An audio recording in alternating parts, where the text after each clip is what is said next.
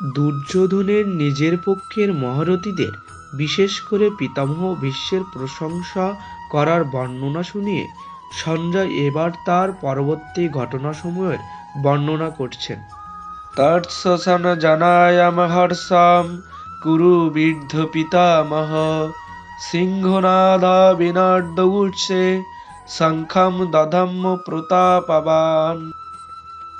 কুরু বংশের অতি প্রতাপশালী বয়োবৃদ্ধ পিতামহ ভীষ্ম তখন দুর্যোধনের হৃদয়ে হর্ষ উৎপন্ন করার জন্য সিংহের ন্যায় গর্জন করে উচ্চরপে শঙ্খধ্বনি করলেন। প্রশ্ন: এই শ্লোকটির তাৎপর্য?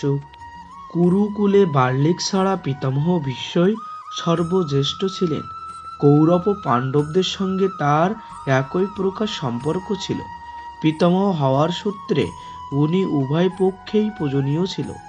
তাই সঞ্জয় একে কৌরবদের মধ্যে বয়োজ্যেষ্ঠ ও পিতামহ বলে উল্লেখ করেছেন। বয়সে অতি বৃদ্ধ হলেও তেজ, পরাক্রম, বল, বীর্য, ক্ষমতায় তিনি অনেক বীর যুবকদের থেকেও বলশালী ছিলেন।